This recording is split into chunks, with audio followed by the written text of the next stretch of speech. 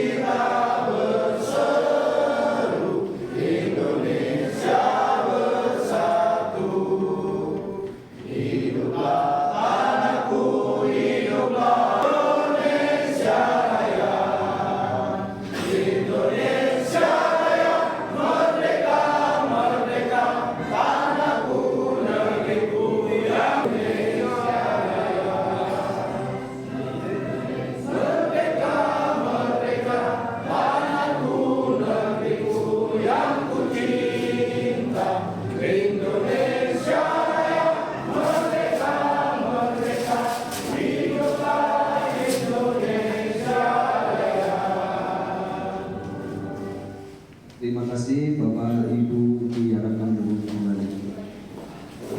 Dan acara selanjutnya langsung sambutan dari Ibu Lurah dan dilanjutkan pemateri dari narasumber yang sudah hadir. Terima kasih.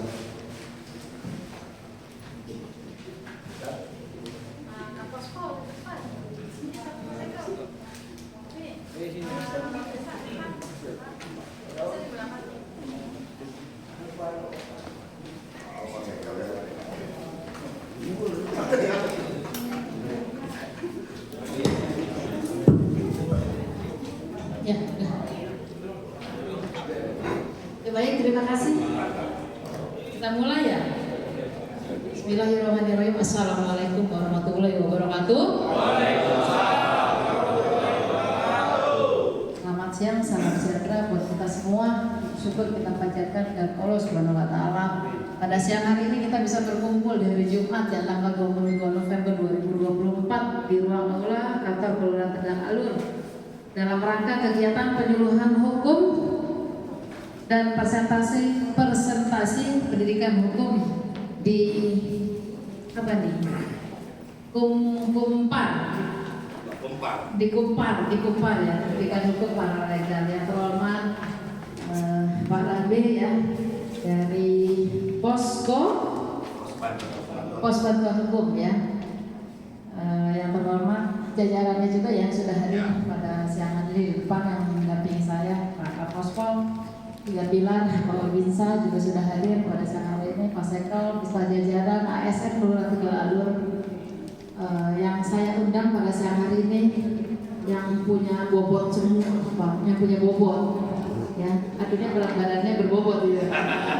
Apalagi kapos Pak. Iya, yang punya bobot artinya yang kita undang yang memang nanti akan memahami apa yang akan disampaikan oleh para narasumber di depan. Saya nggak usah sebutkan satu persatu yang saya undang, tapi yang jelas di sini ada LMK, FKDM, ya, PKK, terus ASN yang jelas ya, Petra, PKK Kelurahan juga sudah hadir semua mewakili Karang Taruna, apalagi Karang Taruna ini bibit-bibit masa depan Pak ya, yang memang harus paham tentang permasalahan hukum. Bapak Ibu sekalian, saya nggak usah panjang-lebar karena nanti narasumber akan menyampaikan tentang penyuluhan hukum pada siang hari ini. Bahwasannya kita sebagai warga negara Indonesia, yang pertama adalah kita harus paham apa itu hukum ya. Hukum itu sekali lagi yang akan disampaikan oleh para narasumber ya. Kalau saya berbicara hukum nanti takut meleset ya Pak ya, karena bidang kita berbeda. Walaupun kita paham tapi tidak akan kita sampaikan ya. Yang jelas para narasumber akan menyampaikan. Yang jelas juga sebagai warga negara Indonesia kita taat hukum, harus taat hukum ya gitu ya Pak Rambe ya, harus taat hukum, itu jelas Pak, taat hukum. Nanti sekali lagi akan disampaikan. Nah, bahwasannya kegiatan pada siang hari ini adalah kegiatan yang sangat luar biasa ya. Udah pernah belum diadakan kegiatan? Udah pernah belum?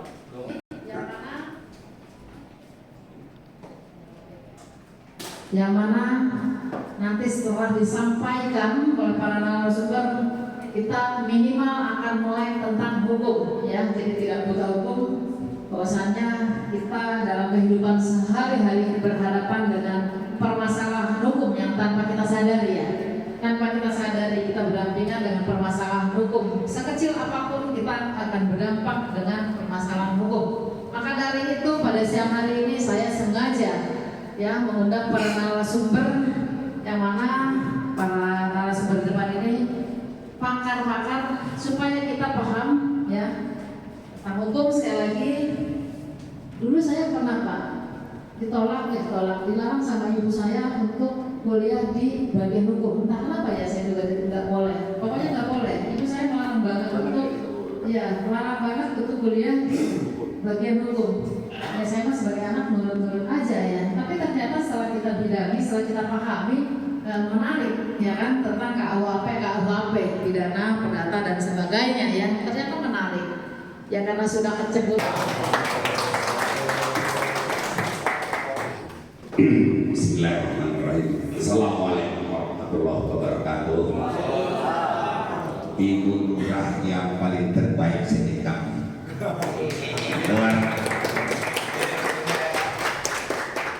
Kenapa? Karena baru kali ini saya mendapat seperti demikian, cepat, tanggap, terampil dan mantap. Dan perkenalkan dulu nama saya Advokat Ropak Rambe,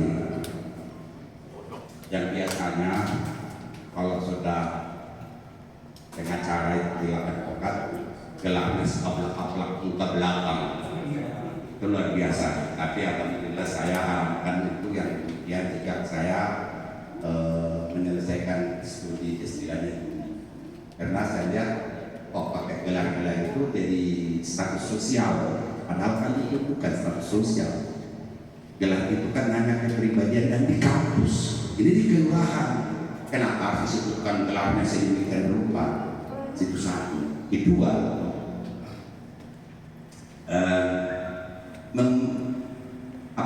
menyatakan dirinya dia hebat, tapi otaknya kosong, itu yang lebih parah. Pemberian ibunda Rambe, pemberian ayah karena marga orang Batak. Pendidikan tidak usah saya sebutkan, sudah jelas nanti akan tahu sendiri.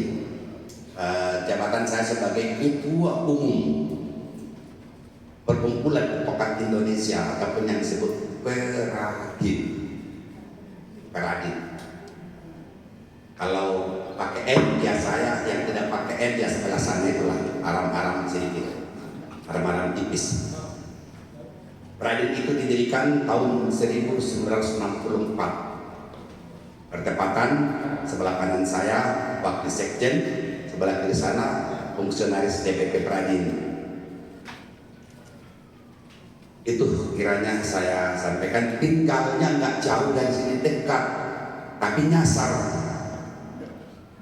Rumah saya Indosiar TV, Kantornya Jalan Dan Mogot paling ujung sebelah kanan dari sini. Nah, itu Pos Pakum Adi dan DPP Pradin.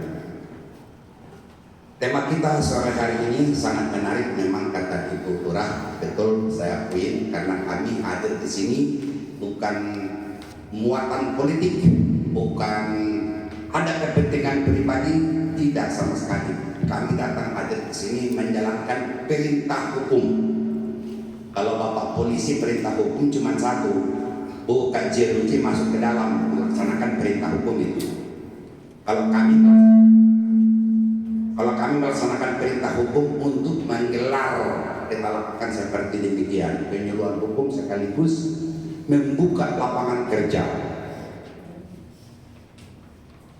Saya ulangi sekali lagi, memberikan penyuluhan hukum sekaligus membuka lapangan kerja. Itu perintah hukum yang kami laksanakan. Tema kita pada sore hari ini adalah tentang sosialisasi pemasyarakatan, pengembangan pendidikan hukum paralegal. Paralegal itu Ibu Lurah kita yakin insya Allah sudah tahu beliau lebih dalam, karena beberapa tahun yang lalu sudah disosialisasikan oleh Kementerian Hukum dan HAM. Untuk jajaran birokrasi adalah Kementerian Hukum melaksanakannya. Jajaran masyarakat tugas kami melaksanakan seperti yang kita lakukan sekarang ini. Nah, paralegal dimaksud itu adalah sesuai dengan regulasinya, mulai dari undang-undang sampai kepada seperti yang kita laksanakan sekarang, regulasi peraturan yang mengatur tentang itu adalah paralegal itu sebagai penegak hukum, sama dengan Bapak polisi. Nah, siapakah paralegal itu yang tegaknya hukum yang berkeadilan? Itulah namanya paralegal. Lantas paralegal itu dasar hukumnya apa? Yang seperti tadi awal saya jelaskan bahwa paralegal itu diatur dalam Undang-Undang Bantuan Hukum Nomor 16 Tahun 2011, kemudian Peraturan Pemerintah Nomor 42 2013, kemudian Permenkumham yang seperti sekarang ini kita laksanakan tahun 2021 yang lalu. Ini namanya. Terus kemudian fungsi peranan paralegal itu apa sih? Fungsi peranannya ya sama dengan pengacara, nggak ada bedanya. Hanya saja dengan adanya maraknya, susahnya dan gagalnya undang-undang advokat, maka undang-undang bantu itu kita buat. Termasuk saya pertama mengusulkan itu kepada pemerintah. Pada waktu itu Menteri Hukum dan HAM-nya teman saya, anak buah saya di kantor. Setelah dia jadi menteri, kami rancang undang-undang bantu ini dalam rangka untuk membantu masyarakat termarginal. Jadi bukan hanya orang yang berduit yang mendapat keadilan, akses keadilan, banyak orang berduit. Lantas masyarakat termarginal ini bagaimana? Itu masalahnya, makanya undang-undang bantu itu dibuat. Undang-undang advokat, pengacara yang dimaksud, nggak usah berbicara lah, saya sendiri sudah 50 tahun jadi advokat. Di dekat Alur ini dulu teman saya ada polisi, Trik namanya, mertuanya itu Haji Sabini, itu masih berlaku di sini dulu hukum adat. Tahun 70-an hukum adat masih berlaku di sini. Kalau ada yang maling, nggak langsung serahkan ke polisi pada waktu itu. Dia diri dulu di kampung, dulu kampung namanya, kampung Tegalalur. Ada dia di kampung. Kalau dia jerak, minta tobat, tidak mengulangi, nggak usah diperkarakan.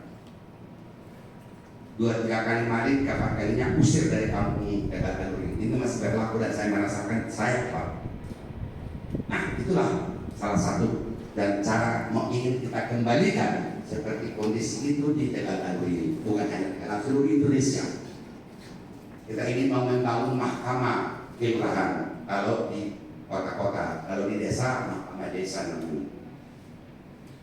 Nah, yang mana membantu Ibu Lurah ini nanti ataupun Pak Lurah dan siapapun yang bertugas di kelurahan ini adalah para legal dimaksud. Itulah orang-orang yang katakan para legal. Para legal itu yang bagaimana? Yang tadi itu pengacara kalau zaman dulu itu disebutin pengacara praktek. Nah, sekarang para legal ini hanya merubah sebutannya aja, padahal fungsi peranannya yang sama.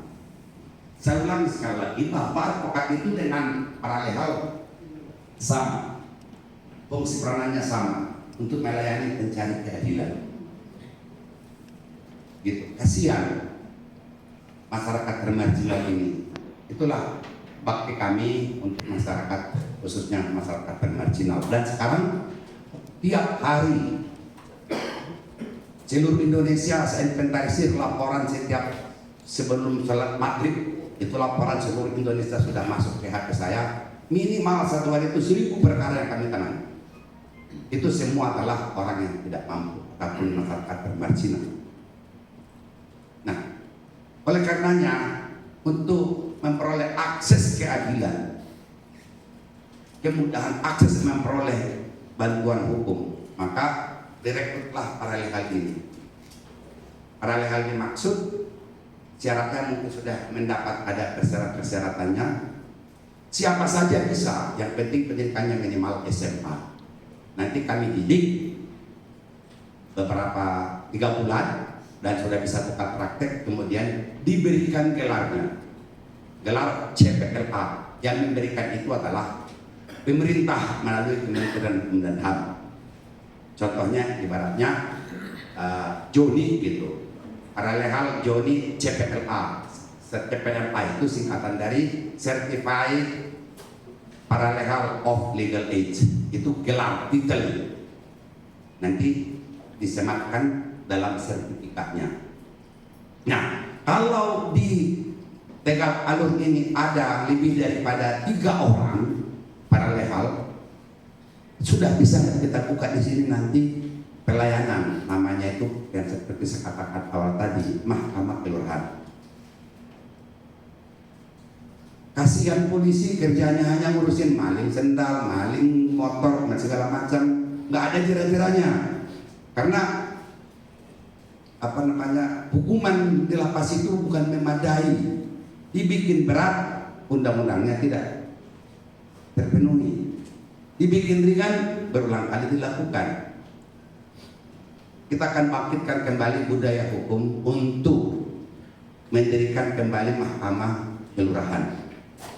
Artinya nanti di RW ataupun di RT membawa masalah, ada yang dituduh katakanlah maling motor, cipulan, tidak serta-merta diserahkan ke polisi lagi, tapi melalui mahkamah kelurahan. Kalau nanti ini diserahkan ke polisi, polisinya repot, jaksa ke pengadilan, nanti keluarganya mengatakan si Joni di mana ya? Oh nggak kelihatan, lagi pergi pendidikan ke Bandung. Berapa lama? Nggak tahu. Pendidikan ke Bandung, dihukumlah 6 bulan. Sepulang dari lapas kembali, oh baru pulang pendidikan ya John? Iya. Padahal melaksanakan perintah hukum karena dia dihukum melakukan pencurian. Semua halayak masyarakat ini tidak ada yang kenal, nggak ada yang tahu bahwa si John itu maling. Yang korban sudah hilang motor, yang tadi si John yang maling sudah tidak ketahuan lagi bahwa dia dihukum. Bahkan si korban pun takut kalau dia menuduh si John itu adalah maling. Kenapa? Ya mungkin ada fisik akan berbicara. Nah oleh karena keliling-keliling Bapak polisi kita ini cukup di kelurahan sini. Jadi ada polisinya, ada aparat kelurahan, ada paralegalnya, kembangkan. Kalau sekarang ini budaya hukum mana? Koruptor triliunan menghancurkan ekonomi keuangan negara, ditangkap KPK, malah joget-joget ketawa-ketawa. Di mana budayanya? Di mana rasa bangga orang sekarang bangga? Inilah tujuan kita bangun.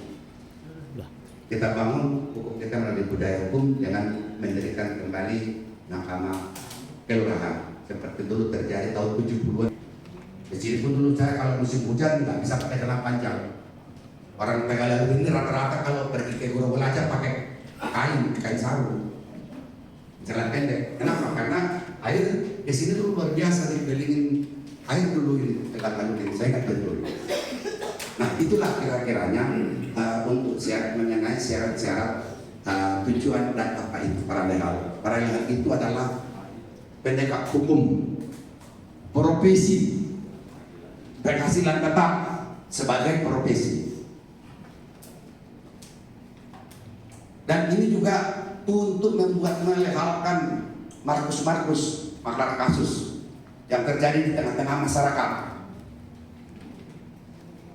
Ini nggak usah jauh-jauh, nggak usah kali-kali. Bapak polisi ini, kalau mudah-mudahan tidak ya Bapak polisi ya, putranya atau putrinya salah huruf, entah di akte, entah di KTP, entah di kakak, ini pasti ke pengadilan. Padahal dia polisi loh, nggak bisa seperti zaman dulu. Mesti ke pengadilan, mesti keluar biaya sekian. Kan kasihan. Mohon maaf lah Bapak polisi, sudah jelas berapa gajinya, tapi harus dia sisihkan demi kepentingan anaknya. Kan kasihan. Makanya tidak adanya mahkamah kelurahan, tinggal angkat telepon, kami sudah siap di pengadilan menanti menunggu. Dan ada ruangan kita di pengadilan itu. Berpakaian hijau seperti saya ini, seluruh Indonesia ini berpakaian begini adalah pelayan masyarakat termarginal dan kami dibayar oleh negara. Ulang sekali, kami dibayar oleh negara, dibebankan kepada APBN. Itu, jadi sehingga nanti masyarakat ini merasa mudah memperoleh akses keadilan itu, tidak harus pergi ke pengadilan.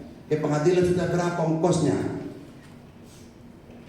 Apalagi Bapak Babinsa kita ini, kenapa harus buang waktu, transportasi dan sebagainya? Jadi semua nanti bisa ada, mungkin diberikan ruangan di sini untuk mahkamah pengaduan terhadap kesulitan-kesulitan hukum. Kalau bagi masyarakat bermarginal seperti yang saya katakan tadi, ataupun masyarakat miskin tidak mampu, nggak usah bayar, kami nggak bayar, kami layani kok. Seluruh Indonesia, bukan hanya Jakarta Barat. Karena domisili saya Jakarta Barat, domisili Puspapom Adi dijadikan Jakarta Barat, memang akses kita sudah lama di sini. Makanya memang sedikit mengherankan, kita jauh-jauh sampai ke Papua sana, kok Jakarta Barat kita tidak benahi, kok kita tidak layani, hanya menanti di pengadilan. Nah inilah persoalannya, perlu jangkauan adanya paralel di tingkat-tingkat kelurahan seluruh Indonesia ini sampai ke tingkat desa-desa pun demikian. Karena terjadi pembodohan hukum itu marak di mana-mana. Apalagi kita ketahui rasa kemasyarakatan kita semua sudah mengejar materi. Ini yang kita kasihan. Maka itulah program pemerintah melakukan rekrutmen para advokat sebanyak-banyaknya. Persyaratannya seperti yang saya katakan tadi, nggak sulit, penting pendidikan SMA ataupun dari latar belakang sarjana apa saja bisa. Dan nanti kalau sudah saya lantik jadi paralel, bisa dibuka praktek, buka pelang praktek hukum paralel Joni CPLA. Tidak bisa dihandle lagi, sudah memang harus perkaranya naik ke pengadilan, kita siap di pengadilan, sudah ada di sana kita, ruangan kita ada di pengadilan itu. Atau untuk Jakarta Barat ini kalau repot-repot langsung aja ke kantor pusat Puspapom Adi dan Mogot, angkat telepon sehingga nanti semua dapat tercover. Pencari keadilan yang begitu susah dan sulit pada saat akhir-akhir ini kita wujudkan dalam bentuk rekrutmen paralel. Demikian juga tadi si paralel yang saya katakan tadi, punya penghasilan nggak punya, advokatnya seperti saya. Mohon maaf, saya ini sudah 50 tahun jadi advokat. Dulu yang ngurusin almarhum tanah Haji Sapi'i sampai ke sana-sana itu saya. Dan saya masih punya tanah di sini, dikasih oleh Babe Haji Sapi'i. Nah, penghasilannya bagaimana? Ya tentu dong, ibaratnya seperti tadi Bapak polisi ini ngurusin perbaikan nama supaya bisa akses masuk anak sekolah. Lu dapatlah. Kan daripada juga dia sendiri ke pengadilan buang ongkos, lebih baik ada global, nanti ada tentu yang mengurusin itu, dan kita bisa cepat-cepat membentuk mahkamah kelurahan agar supaya nanti masalah-masalah apalagi masalah tanah, perbatasan ataupun bahasa Betawinya itu bagian tanahnya, kaler, kidul, ngetan, ini perlu semua nanti akan menjadi masalah-masalah di masyarakat ini dapat teratasi segala sesuatu, bahwa Ibu Lurah inilah hakim paling tertinggi nanti di muka bumi ini. Ya memang betul. Kenapa? Karena putusan lurah adalah autentik dan tidak dapat diganggu-gugat, termasuk hakim kami sendiri. Karena peradilan adat. Kalau zaman dulu dikenal dengan peradilan adat namanya. Putusan adat yang bisa diganggu-gugat oleh siapapun. Jadi kalau Ibu Lurah sudah teken, sudah selesai. Mau minta bantuan hukum, mau upaya hukum kalian yang dituju pun sudah nggak bisa. Kenapa? Karena itu adalah putusan mahkamah. Mahkamah itu kan terdiri daripada tokoh-tokoh masyarakat, apalagi pemuka-pemuka dan sebagainya. Karena itu bermusyawarah mana yang benar, mana yang salah. Daripada nyokok hakim, lebih baik adili di sini. Hakim mana yang jujur sekarang? Cuman hakim Ibu Lurah aja yang jujur.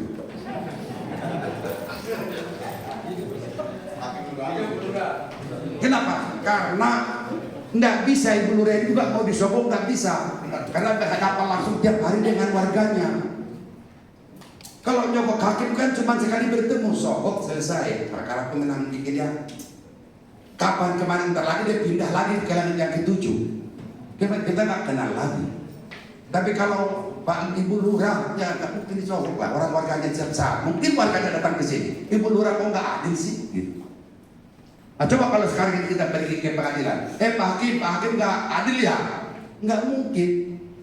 Nah inilah semua tujuannya kita ingin membangun kembali budaya hukum melalui musyawarah desa atau musyawarah kelurahan untuk menyaksikan masalah-masalah hukum yang terjadi di tengah masyarakat.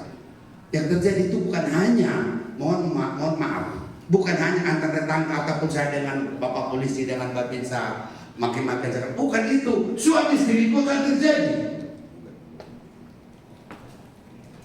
Coba sudah cerai, suaminya minta bantuan pengacara, istri minta bantuan pengacara, berapa bayarannya? Kan kasihan. Objek yang sama, asal uang pangkal yang sama, harga gunung gini semua digali. Bagaimana pula nasib anaknya? Ini antara lain nanti, makanya itu kalau terjadi hal yang demikian kita musyawarahkan, ini harus terjadi. Kalau ini yang saya amati Bapak Polisi, mohon maaf, sengaja suami istri itu dipecah belah supaya cerai. Nanti hartanya ini begitu aku dapat kebagian. Inilah munafik. Kalau ke pengadilan agama, siapa yang akan ke sana cerai ya? Ini kan cerai, ya cerai, pang, selesai. Itu kan sudah untuk jadi janda, untuk jadi duda, harganya mahal. Kan kasihan rakyat ini, itu tujuannya. Tujuan hukum itu kan untuk kehidupan bermasyarakat, berbangsa, bernegara. Nah, semua itu nanti melalui musyawarah atau mahkamah yang disebutkan mahkamah kelurahan tadi. Inilah tujuan kita. Semoga mudah-mudahan yang ada di sini berkenan ikut pendidikannya. Pendidikan itu teori mungkin kita persingkat 2-3 hari, praktek 3 bulan. Nanti setelah itu kita lakukan pelantikan supaya bisa berpraktek. Namun habis teori aja pun kalian sudah bisa berpraktek. Kenapa? Karena segala sesuatu mentornya itu adalah kami. Advokat senior ini mentornya semua, ini semuanya ada berapa mentor yang saya bawa. Advokat semua ini. Dan nanti pun kalau siapa ingin menjadi advokat, sudah tinggal naikkan status. Tidak harus melalui pendidikan lagi, bayar ini, bayar itu, jadilah advokat. Aduh enggak. Setiap paralel memenuhi syarat akan saya menegakkan, saya mengangkatnya selaku ketua umum. Bagi Bapak Polisi ini kalau sudah pensiun S1 terpenuhi, ya sudah nanti dapat gelar seangkat jadi advokat. lantik pengadilan tinggi, selesai, jadilah advokat. Itu satu cara. Cara kedua lagi, kalau memang nanti bapak kita ini, bapak siapa namanya Pak? Halo Bapak, siapa namanya? 2 tahun nanti jadi paralesal, itu sudah bisa di portofolio, sudah dapat dan langsung. Portofolio namanya. 2 tahun jadi paralehal, ajukan ke kampus, keluar S1, diuji, keluar S1, selesai, langsung saya angkat, saya sunat, saya lantik ke pengadilan. Nggak ada lagi magang ini itu segala macam seperti yang kalian ketahui selama ini. Jadi advokat sulit, selain daripada sulit persyaratannya banyak, plus lagi harus ngasih uang lagi, bayar. Kalau ini tidak. Karena kita anggap, saya pribadi menilai bahwa paralel itu sudah merupakan magang, sudah pengalamannya tinggi, bagaimana hidupnya di tengah-tengah masyarakat, mengabdikan ilmu yang dia peroleh, yang tidak itu sudah mulai matang. Apa salahnya dia? Bukan. Itu banyak kegunaannya. Kemudian nanti begitu sertifikat saya berikan, udah tambah namanya, gelar di belakang, CPLA. Oleh karena dia SE, ya SE CPLA. Kalau dia SPD CPLA. Karena CPLA itu gelar yang sah, diakui, disahkan oleh Kementerian Hukum dan HAM. Mungkin demikian dulu paparan saya. Moga-moga sudah memahami singkat padat yang saya berikan. Itu ada contohnya. Nah ini kartu pengenalan nanti. Itu ada gelarnya CPLA. Ini mahasiswa Tarumanegara semester anak. Namanya Sojuangon Rambe. Itu adalah cucu pertama dari yang berbicara. Ini cucu saya.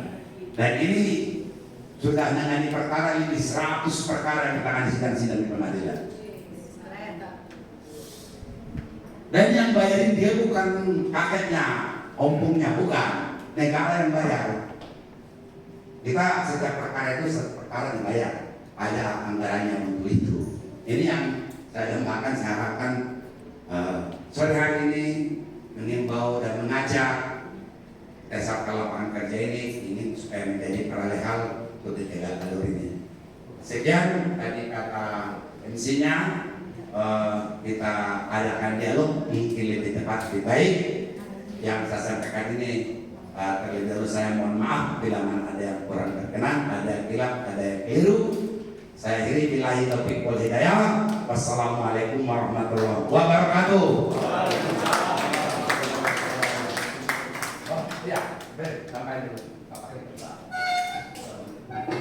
Maaf ya, berdiri. Assalamualaikum warahmatullahi wabarakatuh. Saya menambahi sedikit, didasari rasa cinta saya kepada warga masyarakat Tegal Alur. Saya perlu informasikan, kalau Pak Budi sudah kenal saya tinggal di Tegal Alur mulai tahun 1990 di Jalan Pelopor. Kita berkantor pertama di Jalan Permata. Tapi sekarang saya tinggal di Sedayu Square, Blok J nomor 10. Ini menjadi pengalaman bagi saudara-saudaraku semua. Apa yang disampaikan oleh Ketua Umum tadi, sebenarnya untuk menjadi pengacara atau advokat itu harus melalui jalur yang sangat panjang dibandingkan apabila dimulai dari paralegal. Saya bisa berbicara seperti ini, Pak Tono. Dulu saya termasuk orang yang tidak langsung tiba-tiba jadi advokat, Pak. Saya mengikuti sistem kehidupan kita di sini, kelompok RCTI, Rombongan Caltana Indonesia. Disitulah kita lihat waktu itu betapa banyaknya permasalahan-permasalahan hukum, baik pemilik tanah, baik yang menjadi perantara atau calo, baik juga orang-orang yang merugi akibat membeli yang salah. sampai sekarang ini itu masih tetap ada terjadi di Tegalalur. Benar mungkin ya Bu ya? Ya.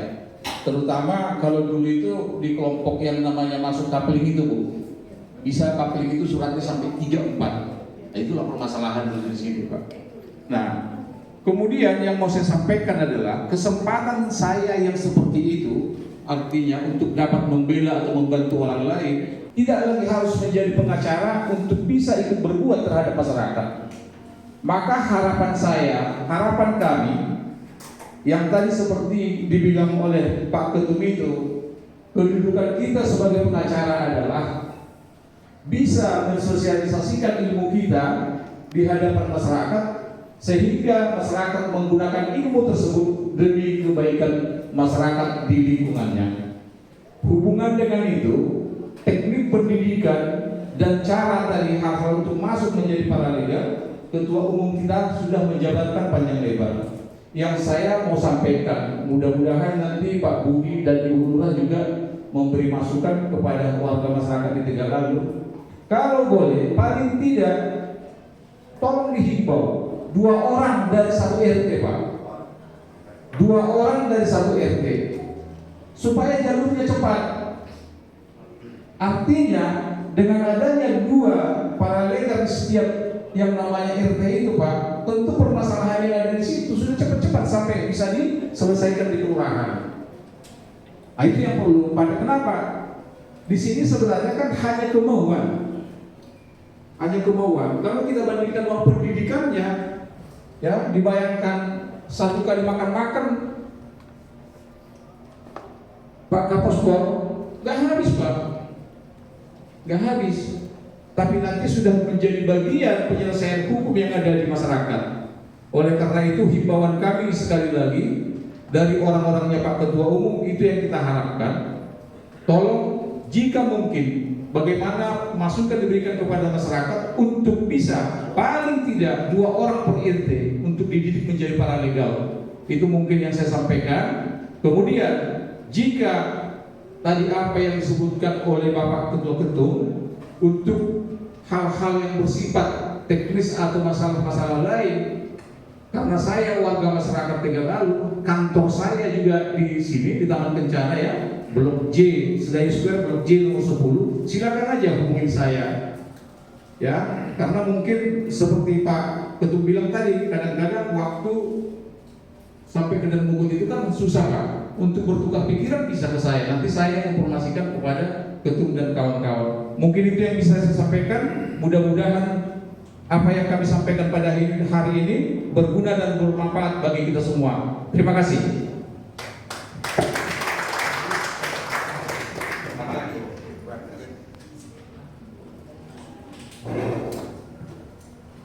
Assalamualaikum warahmatullahi wabarakatuh. Hormati Ketum sebagai guru saya, orang tua saya, panutan saya, dan rekan saya, dan yang saya cintai karena wanita harus dicintai. Dia Bu Lurah.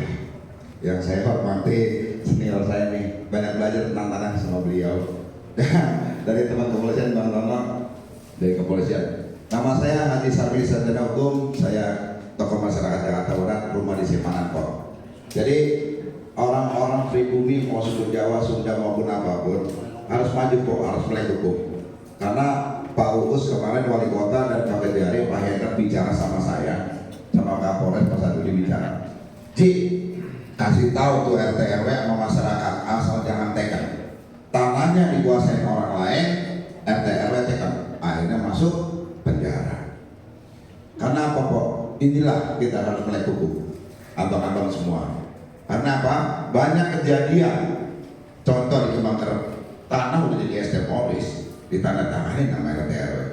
Masuk pasal 4455 turut serta adalah kejahatan 263-nya. Ya. Jadi ini ketum saya punya terobosan yang sangat bagus. Ya, mpok-mpok, abang-abang semua nih, instansi yang terkait, termasuk Bu Lurah, kasih tahu warganya jangan sembarangan kalau tanda tangan. Ya, kecuali tanda tangan ke bank boleh dah, tapi jangan lupa rekening saya ya. Ya, pokoknya intinya ini bagus ketum saya dukung. Kalau saya mah jam berapa aja ada di rumah, ya. Kalau lagi ada di rumah, kalau lagi ada kerja, ya. Jadi mudah-mudahan pompo abang-abang nih semua pada paham masalah paralegal, apalagi Karang Taruna nih bang, abang-abang ini generasi bangsa. Jangan karena taruh nenggak botol dan tokoh masyarakat. Saya sangat mendukung ketum saya dalam paralegal ini. Dulu saya dikembangkan bapak saya tukang tanam bayam sama kangkung. Mau kuliah aja kagak bisa, cuma mimpi. Kata bapak saya kalau mau kuliah cari duit sendiri. Akhirnya saya kerja ngelapin motor, nyuci motor. Setelah itu saya lulus kerja sampai ngelapin, saya kuliah di Bogor. Saya kuliah bertahun demi tahun, kata bapak saya, Bang Ayah udah lulus mau kerja. Katanya kalau kerja ada suapnya 2 juta. Tuh coba. Sekarang mah ketum saya kebuka tuh, enak banget tuh. Gak usah ribet-ribet katanya. Udah jadi paralegal, dikasih kerjaan, dibiayai oleh negara. Betul gak tuh? Gitu. Tanpa perjuangan kok. Kita dulu mau jadi advokat susah. Saya belajar advokat itu dari Pak Ikraman tadi. Belajar bertahun-tahun dan demi tahun-tahun, akhirnya saya kuasai. Saya sekolah lagi jadi kurator. Saya sekolah lagi dari ahli hukum. Saya sekolah lagi dari arbiter. Banyak kok ilmu hukum itu bukan satu. Mau jadi apa aja bisa. Ya, asal jangan jadi tukang kawin. Nah, kalau tukang kawin repot. Ini bininya udah pada merah tuh. Ya Pak ya, jadi saya sampaikan kepada warga Tegalur, khususnya para tokoh masyarakat, anak muda di belakang, maju Bang. Kalau Abang nggak mau maju, siapa yang mau maju diri sendiri? Terima kasih. Assalamualaikum warahmatullahi wabarakatuh. Waalaikumsalam. Terima kasih atas narasumber yang sudah diberikan. Kami kasih kesempatan untuk 3 orang penanya. Terima kasih.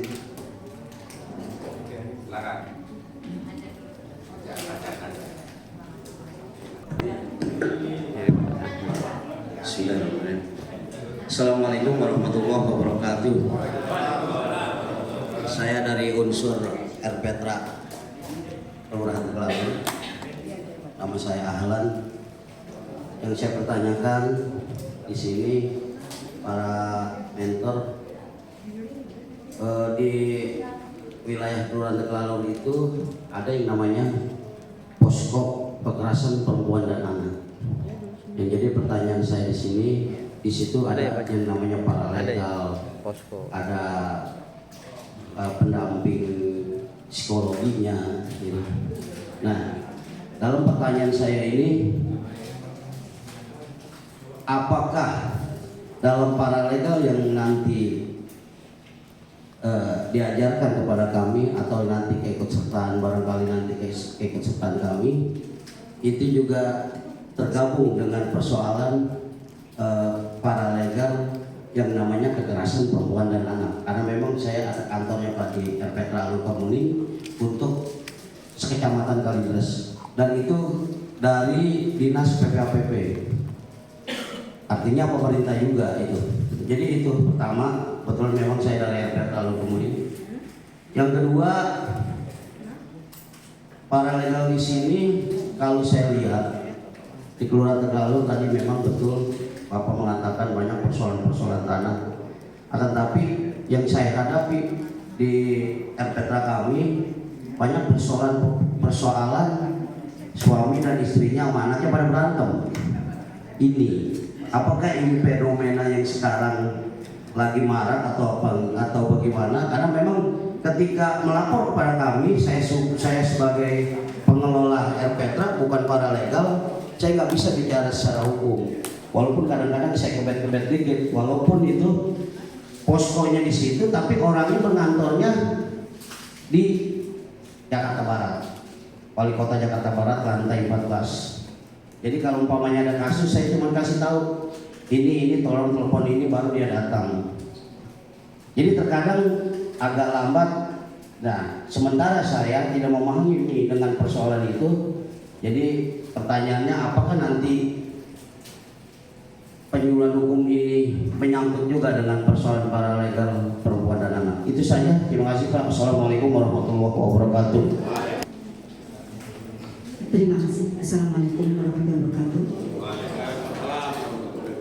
Saya tunjukkan kepada para mentor yang ada di depan kami ini. Kalau kita lihat dari brosur yang Bapak para panitia sebarkan, saya sempat mengatakan bahwa untuk menjadi paralegal ini pendidikan minimal 18 tahun, betul ya Pak? Umurnya usia 18 tahun. Apakah ada maksimalnya? Karena saya dari unsur PKK, barangkali teman-teman saya ada yang mau nih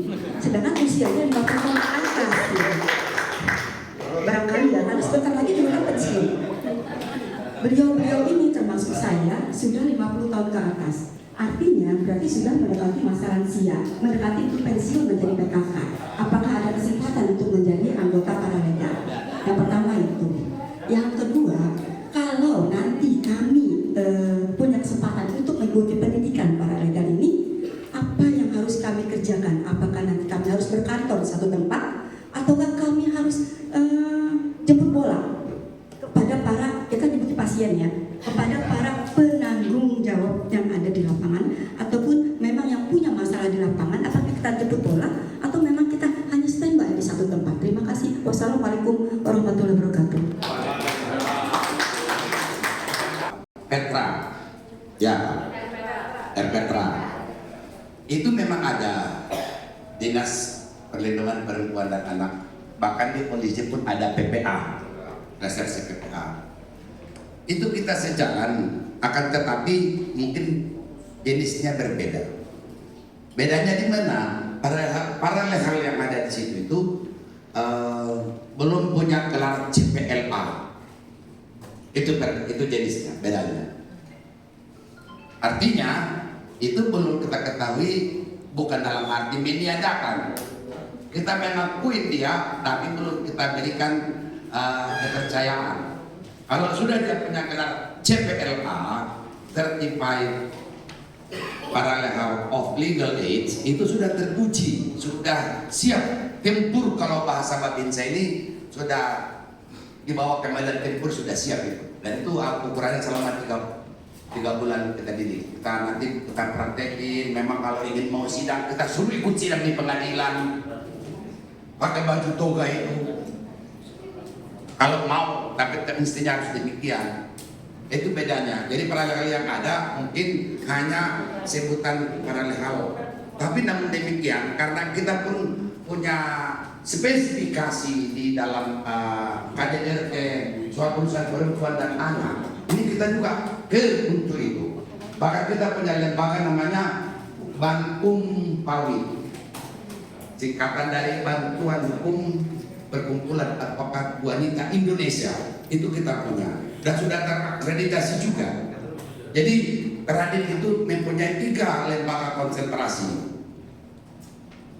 Kalau advokat toh hanya lahir advokatnya itu dari organisasinya, organisasi itu sendiri tidak punya pengabdian kepada masyarakat.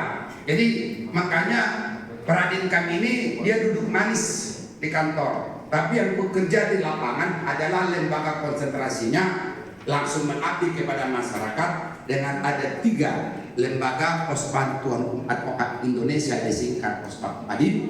Satu lagi Bankum Gradin, Bantuan Hukum Gerakan Advokat Indonesia, ketua umumnya kebenaran yang pegang kamera.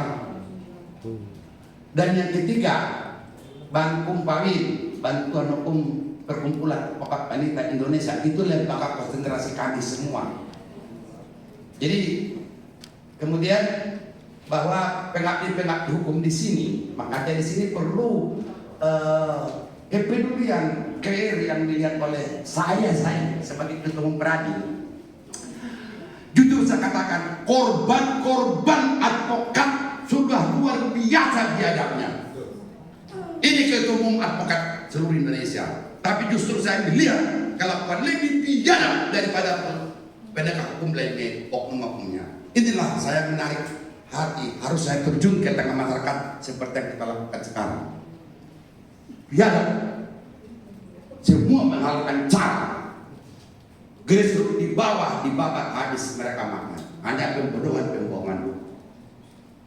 Begitu juga petinggi mereka sampai tingkat menteri, hanya Tuhan aja, mungkin Tuhan pun mereka bodoh-bodohi.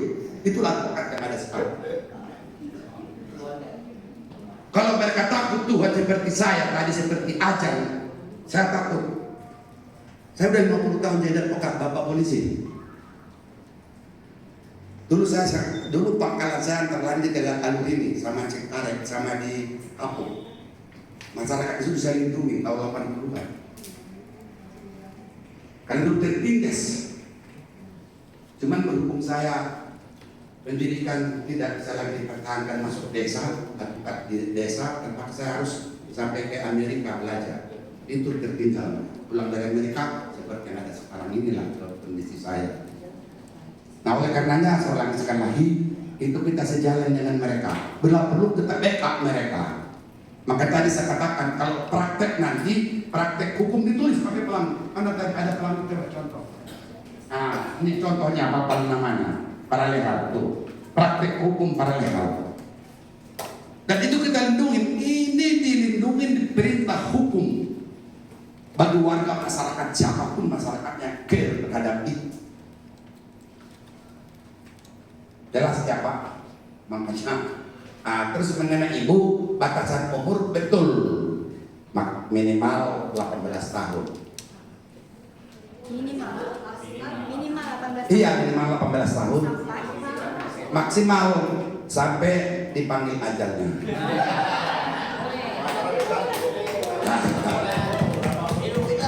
Hidup masih ada kesempatan nih. Iya, dipanggil ajalnya barulah. Itu pun mungkin arwahnya masih bisa berdoa. Mudah-mudahan demi tegaknya hukum yang berkeadilan. Ini kita penegakan hukum kita ini sudah parah. Jeruk makan jeruk, nah kan? Nggak karu-karuan. Polisi lapor polisi. Lantas kepada siapa lagi kita pergi? Untunglah bapak polisi ini di sini dia. Coba kalau di Polres di Polda, nggak usah cerita lah, kita udah tahu semuanya. Di sini dia masih mungkin nanti dia Muslim. Nah, ntar lagi dia sholat itu. Polisi Polres belum tentu sholat, apalagi Polda, apalagi Mabes, karena sibuk tugas, entah tugas apa itu. Itu udah lumrah, sesama penegak hukum. Nah oleh karenanya tidak ada pembatasan dan care. Kembali lagi, kalau jadi advokat harus sarjana hukum, harus minimal umurnya 25 tahun, harus di pendidikan profesi. Paralel kan dari sumpah, cuma jalan keluar, bebas. Mau kalian dibayar 1 rupiah, 1 biji telur, atau kalian dibayar 1 miliar, kalian bebas. Kalau kami ini nggak boleh. Tadi ibu bilang kami nggak boleh jemput bola. Advokat itu mengiklankan diri tidak boleh.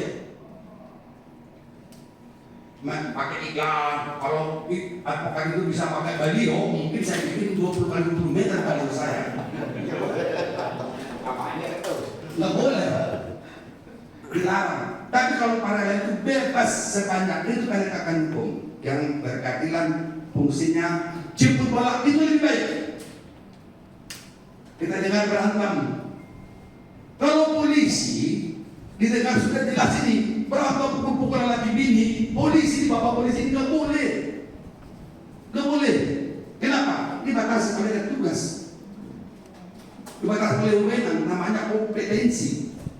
Tapi kalau paralel nanti di lingkungan itu RW, RT, ada suami istri berantem, gitu,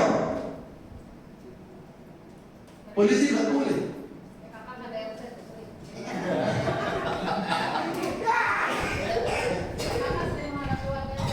Iya, nggak boleh. Bapak polisi tidak boleh. Mana surat tugasmu? Kamu kurang ajar, segala macam. Betul itu katanya. Memang mereka ini terbatas, namanya kompetensi. Tapi kalau ibu sebagai paralel berantem, pukul-pukulan masuk, kedua pelaku tendang tentunya. Sebagai warga, sebagai penegak hukum, itu hebatnya. Jadi boleh saya katakan paralel itu merdeka di atas kemerdekaan. Nah sekarang kita balik bertanya, Bapak polisi ini merdeka? Babi jadi merdeka? Ini komando. Yang udah merdeka suami saya, Pak. Itu. Ini mereka ini merdeka ini. Saya juga bekas beliau punya kok. Saya mantan Pak Gubernur juga ini. Apa kata komando? Kalau udah sampai banget berbicara komando selesai. Apa merdeka? Lagi asik-asik tidur sama bini, bunyi lonceng setelah mesti lompat. Merdeka, enggak kan? Nah itu, apalagi polisi, orang yang bunuh-bunuhan di sana, dia sudah harus berangkat ke sana. Tidak pasti merdekanya untuk pendekatan pengabdiannya. Nah kalau para legal, ya tadi itu sudah merdeka Republik dan sebagai alat, karena bisa berbuat sepanjang objektif. Nah, itulah nanti kita berikan PPKN. Instrukturnya itu dosen-dosen itu semua dari Kementerian Hukum dan HAM. Akan diberikan semua bahan-bahan pendidikannya demikian rupa pembekalan dan ilmu hukumnya nanti. Dan ini mentor-mentornya akan berikan bahan-bahan. Gitu ya Bu? Sudah terjawab? Terjawab Pak, cuma ada satu Pak pertanyaan yang paling mendasar. Silakan. Apa Bu? Silakan. Masalah honor.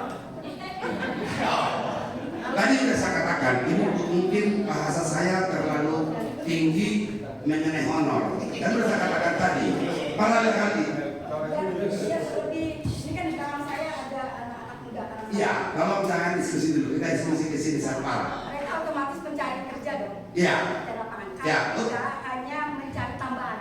Pertanyaan besarnya, adakah honor di situ? Udah. Udah, Honor tadi sudah saya jelaskan awal. Tapi mungkin narasi saya berbahasa tinggi tidak bisa menangkap. Sudah saya katakan tadi, paralel itu adalah profesi. Karena setiap pekerjaan yang dilakukan atas perintah undang-undang itu sudah profesi. Undang-undang advokat membentuk untuk supaya diangkat orang menjadi advokat, itu profesi. Bapak polisi kita ini dulu daftar jadi polisi, profesi polisi. Cuman profesi itu berbeda-beda bermacam rupa ragam. Ada profesi bahasa Belandanya itu beginzel, atau bahasa Indonesia bahasa bebasnya itu pekerjaan bebas, tapi dia hidup dari profesinya. Dalam bahasa Belanda itu beginzel, kampung saya di Belanda sana itu dulu peninggalan bahasa beginzel. Nah, oleh karena itu disitulah letaknya di mana di dalam.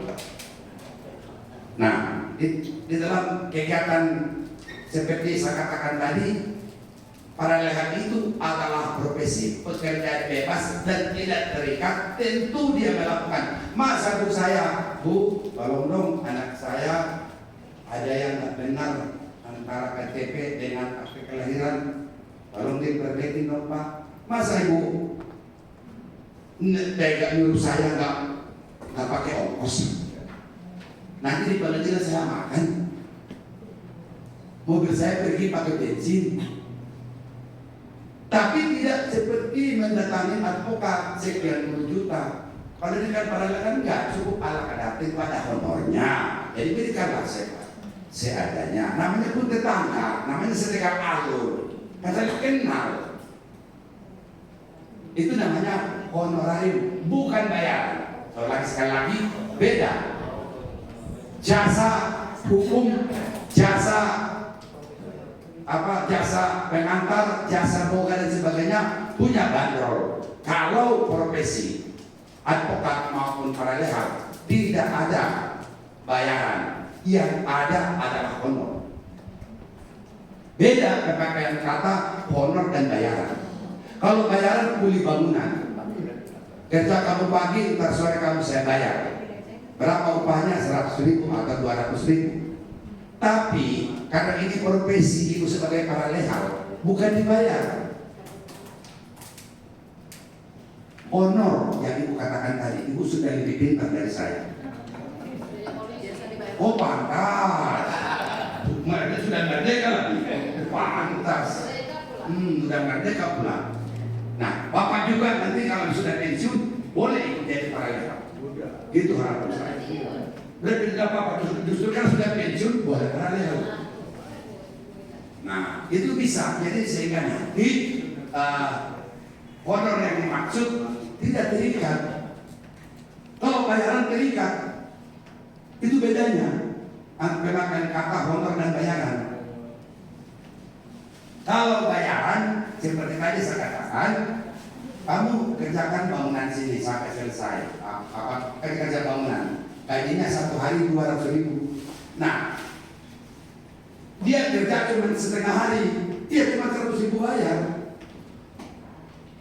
Ibu, tolong dong, saya urusin ini perkara permohonan anak saya perubahan nama ke pengadilan. Oh ya, saya bantu. Udah selesai kan? Dia akan pasti nanya, Bu, ibu perlu biaya berapa? Saya nggak punya biaya. Terus, ibu mau kerja pakai apa? Ya kalau ada honornya, ya berikan honornya. Kalau nggak ada honor, bagaimana saya mau kerja? Jadi itu bedanya. Kalau ibu sudah dibayar, kerja setengah bayar, setengah pekerjaan, honor tadi nggak bisa dipotong. Kenapa? Honor itu kan pengertiannya penghormatan, penghargaan.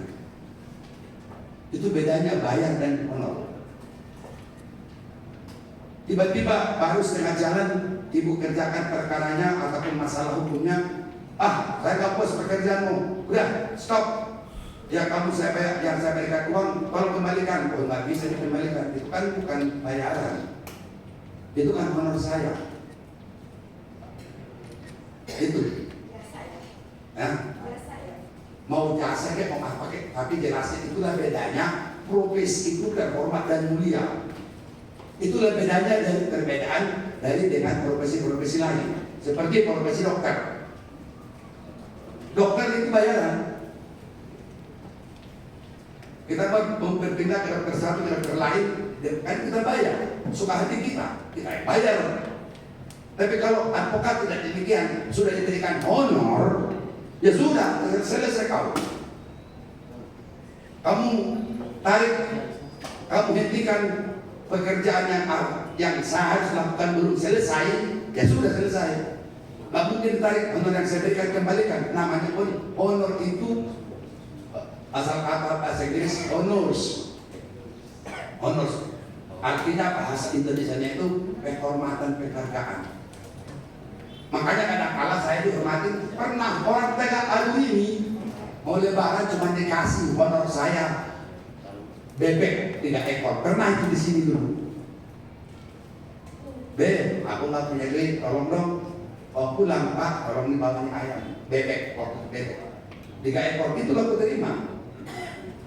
Ya kalau saya ridho, kalau saya ikhlas ingin membantu, ya itu saya terima.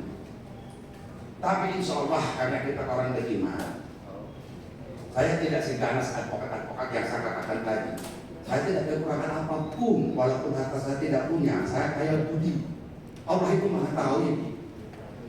Mungkin tidak dapat rezeki dari sini, dari sini, dari sini. Percayalah, 10 masalah hukum saya tangani, 2 pasti ada yang berduit. Mungkin yang berduit rezeki saya. Tidak harus 10-nya harus ada dapat rezeki. Berbuat baik itu paling indah dalam kehidupan manusia. Ajaran apapun keyakinan akidahnya. Gitu ya Bu. Dan sudah jelas ya, nggak mungkin lah kalau sudah pasang pelang seperti tadi itu praktek hukum orang pasti datang ngobrol konsultasi. Kalau kalian nggak ngerti hukumnya, tinggal angkat telepon ke mentor anggota saya suruh dulu di sini. Ada nomor teleponnya. Ingin mau mendarat, ingin mau cepat datang ke rumah saya Jalan Kaki Raya sebarang itu siar dari sini. 24 jam, HP saya pun 24 jam. Kantor juga bisa. Itu ya Bu, udah jelas ya. Oke, mesti ada lagi? Silakan.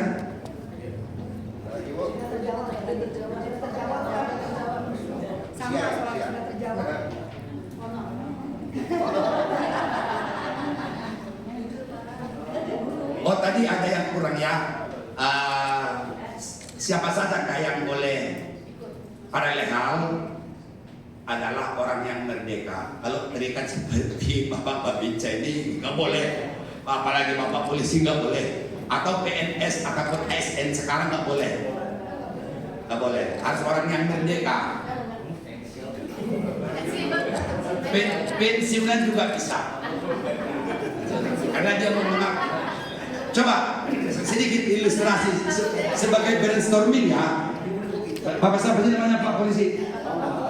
Bang ini kalau Tono, Pak Tono ini kalau dia mohon maaf berhenti jadi polisi, ikut 6 bulan dengan saya, tambah muda beliau. Itu udah janji buat saya. Kenapa? Karena dia merdeka. Soal materi kan urusan nomor 2, nomor 3 itu rezeki dari Allah. Dan pasti dia akan sarankan begini-gini berbuat baik kepada masyarakat ini. Tambah muda.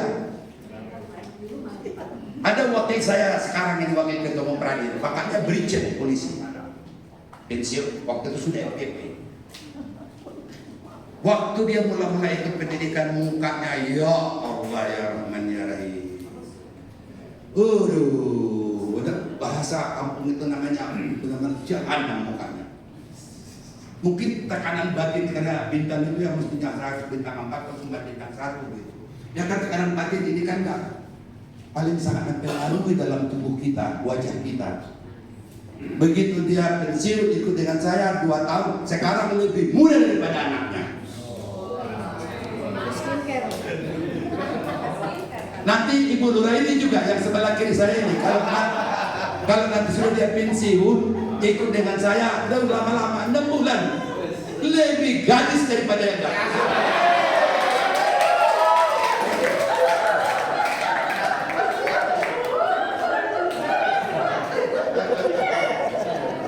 Kenapa demikian? Karena kembali saya katakan tadi, pertama selalu saya katakan kita harus dekat dengan Allah, dekat dengan Tuhan, jangan dilupakan suruhannya. Kedua, lepaskan semua masalah yang membebani kolbu, jiwa.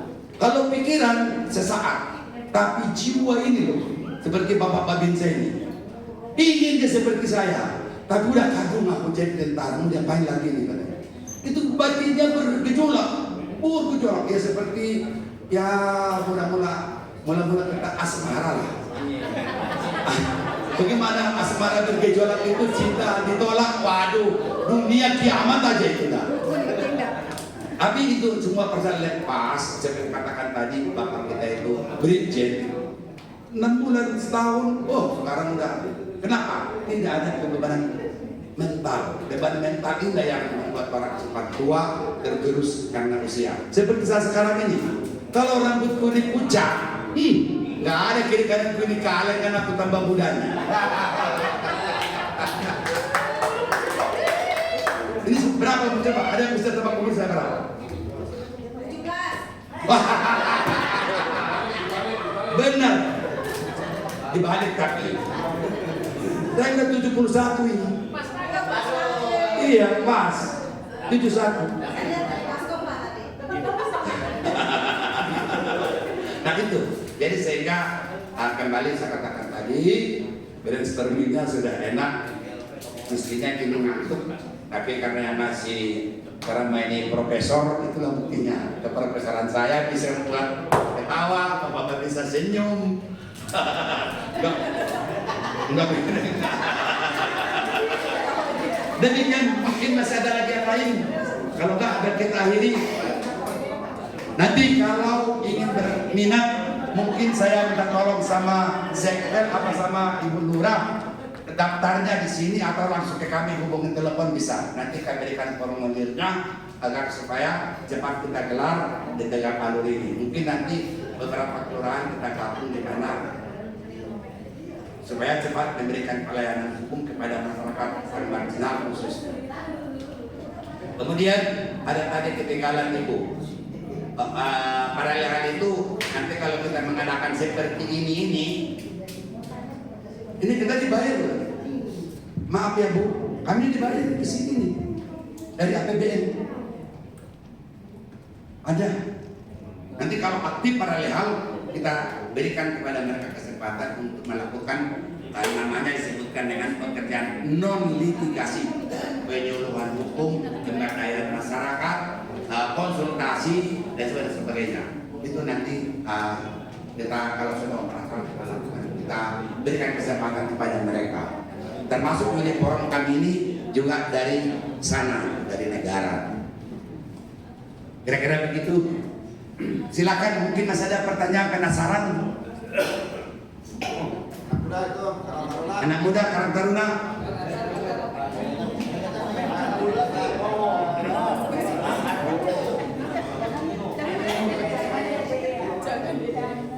Ini masa depan lo ini. Ini bukan hanya masa sekarang, masa depanmu. Kamu harus bisa membentuk mulai dari dini bahwa kamu dibutuhkan orang. Silakan.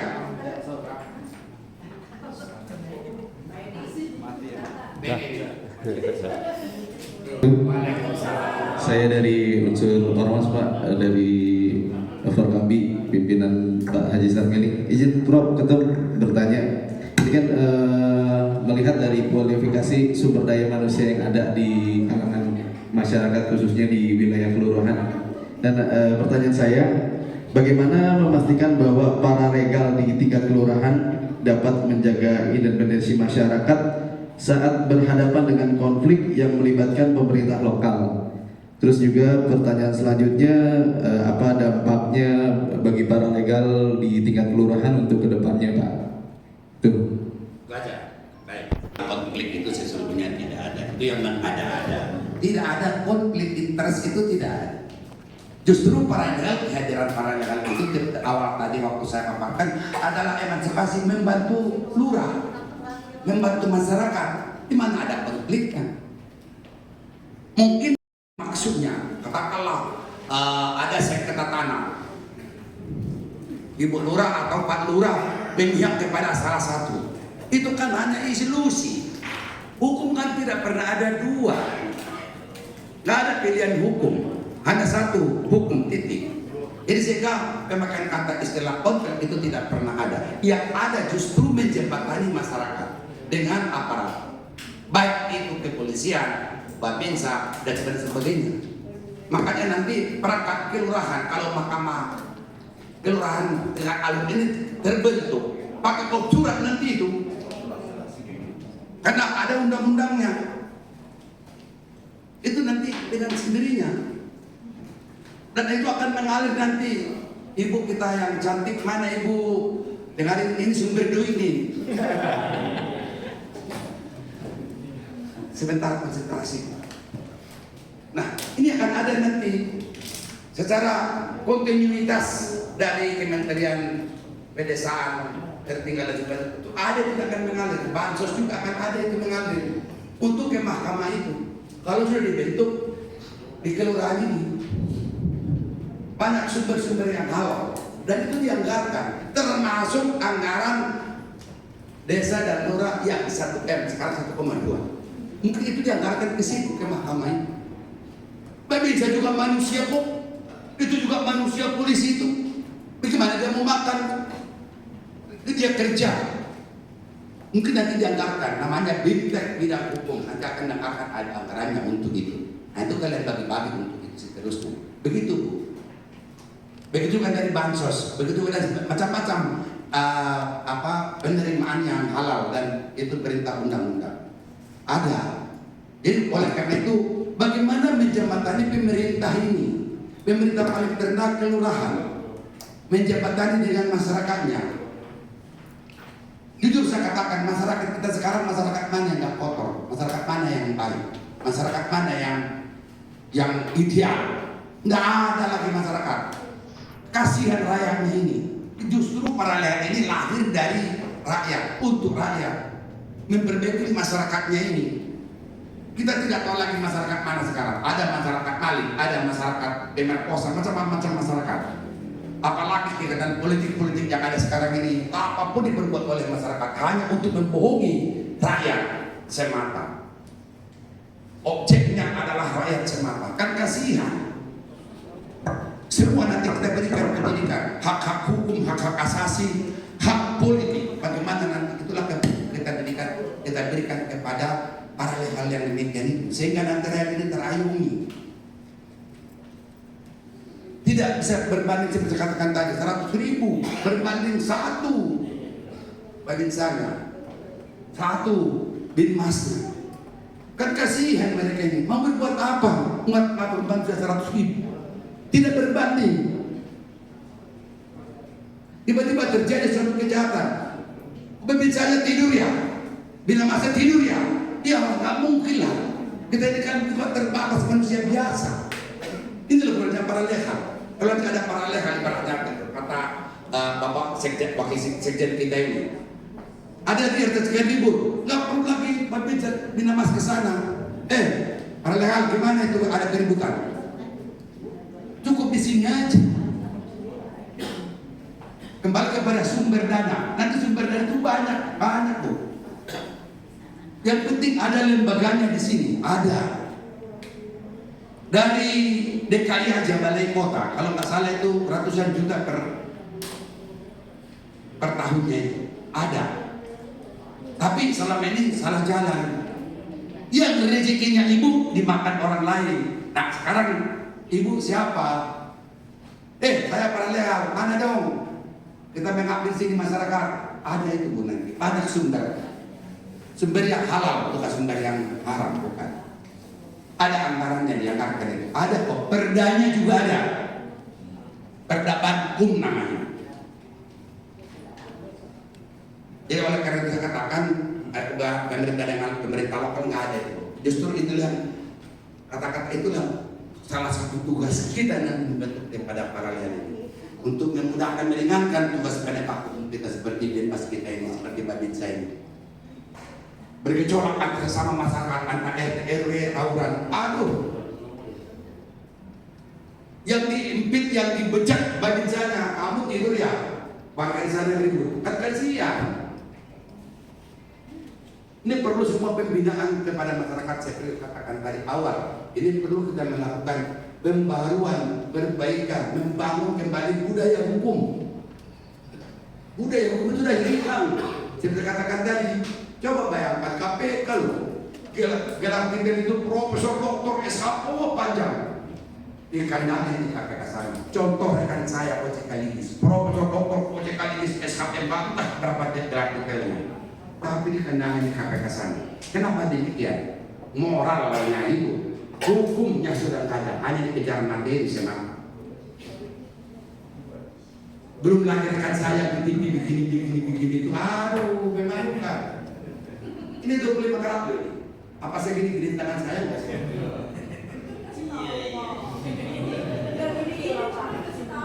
Ini sekali saya pakai bahasa tuanya jangan pakai ini. Pasti akan lari bahasa narasi saya ke sana begini.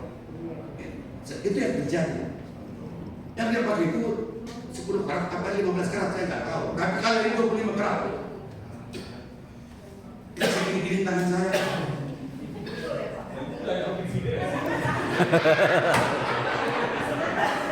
Nah, itulah. Ya, jangan berpikir kita baik, kita ke depan. Bagaimana menata kembali kita sehingga nanti detik kita rasakan dan menciptakan lapangan ini dapat terlaksana. Kembali saya katakan dana anggaran biaya yang tidak pada jalannya supaya diterima oleh yang bersangkutan insyaallah. Kira-kira demikian, masih ada lagi? Kemarin kan gitu. Orang kita kan enggak masuk KPK dapat triliunan.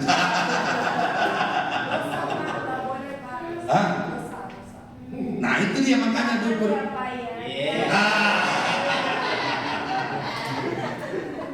Bagaimana ibu orang kita sudah tidak ada. Sekal barangkali bisa mewakili menutup. Mana sekal kita? Ada Pak Kasih.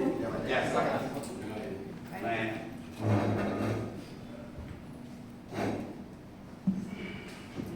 Bismillahirrahmanirrahim. Terima kasih Pak Ketua.